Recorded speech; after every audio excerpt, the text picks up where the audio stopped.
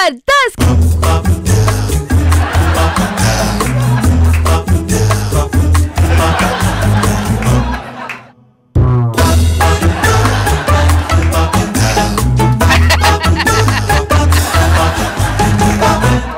One, two, three.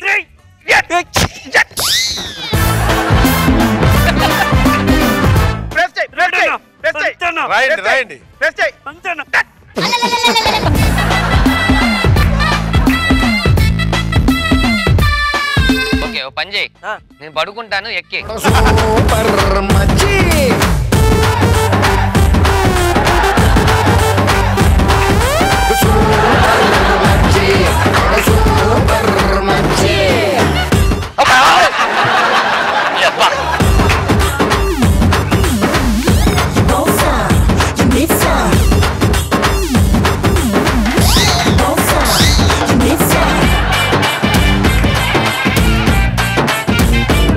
బంగారం వస్తున్నానండి.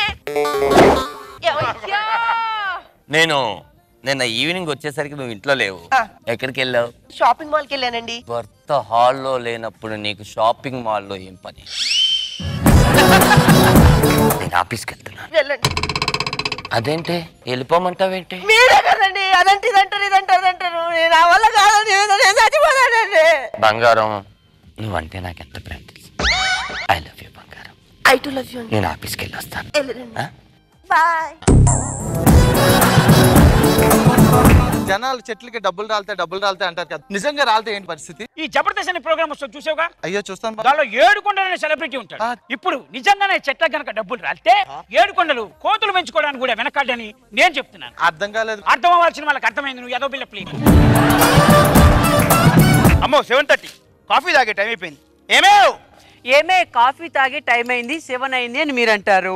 ఎందుకంటే ఇప్పుడే దున్నపోతులా ఉన్నారు, మళ్ళీ కాఫీ తాగడం ఎందుకండి అని నేనంటాను.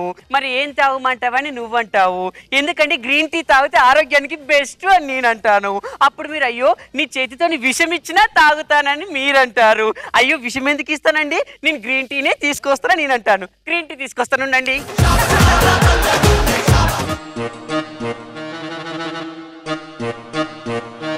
టైమా? నేను చెప్పను. టైమా? నేను చెప్పనండి. టైం ఎంత అయిందని అడుగుతావు.